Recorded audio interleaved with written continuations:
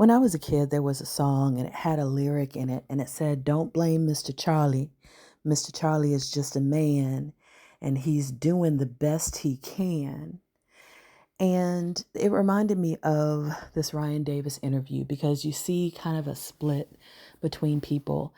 And you have the people who say he took accountability and he's trying to get more time with his daughter to fix the rift in their relationship.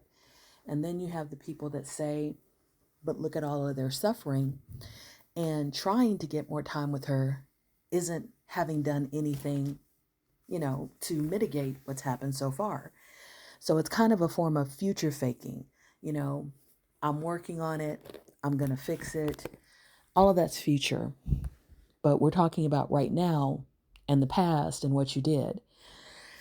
And so on one of the memes that I have here, I wrote 10 years of neglect erased with less than 5 minutes of accountability. Got it. I mean, he shared his feelings. That's what some people say in their comments. But he admitted in his interview that his ego negated any duty to acknowledge mom's sacrifice and the fact that he abandoned mom for 10 years almost because he didn't want to give her the satisfaction. But all of that's okay. So I wanted to bring up basically 6 things that I saw in the 20 minutes that I saw of the interview, which is maybe longer than some of the clips that some people have seen. First thing, he convinced a woman who didn't want to have kids to have his child. Number two, he saw himself as mediocre till this child's birth when he suddenly had the epiphany that he needed to do better. Now, he had the epiphany when she was a girl, so it kind of makes me wonder if it was a boy, would he have just stayed mediocre? And why are you convincing somebody to have a child?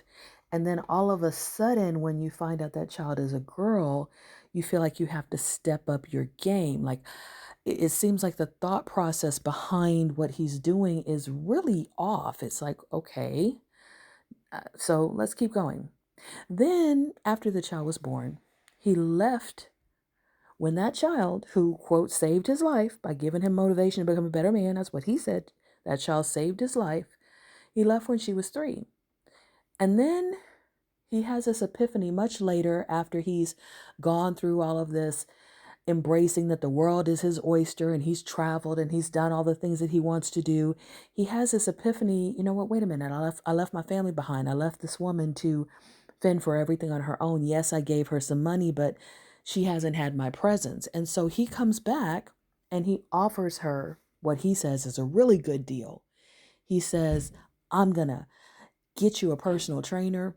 I'm going to get you a chef so you can learn how to cook. Now, the first thing that came to my mind is personal training. I have a personal trainer. That's work.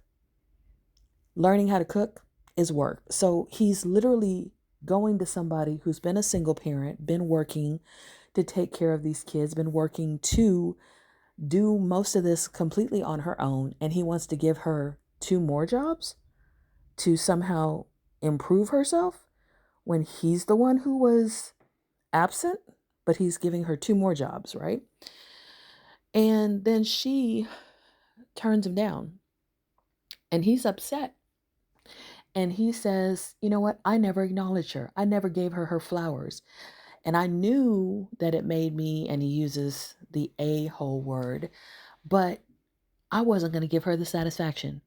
So you came back with a chip on your shoulder that you want her to take you back, but you don't even want to verbally acknowledge all the sacrifices that she's made, all the ways you've hurt her, all the ways that you betrayed her, all the ways you abandoned her.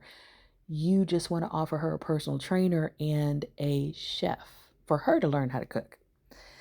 And then he's dismayed that his relationship with his daughter is transactional. And in this conversation, he posts or allows her picture to be posted online, this 10 or 11-year-old girl. So my thoughts about this are all the people that are giving him a pass. Don't you see the pattern of selfishness? Don't you see the pattern of self-centeredness? Don't you see the pattern of putting his feelings above everybody else's, even though he acknowledges that he did some wrong things. He doesn't even apologize to the woman. He doesn't even give her flowers. That's what he said. He doesn't even acknowledge to her that he sees all the things that she's done and appreciates them. But you're giving him a pass because he said, yeah, I was gone. Yeah, I, you know, put too much emphasis on providing financially and not enough on being there. Admitting that you did something is not the same thing as really regretting it and changing it, because anybody can admit what they did. That doesn't mean that there's any remorse. That doesn't mean that there's any change. And so I think a lot of people are giving him credit for remorse and for change when all he did was just admit the facts.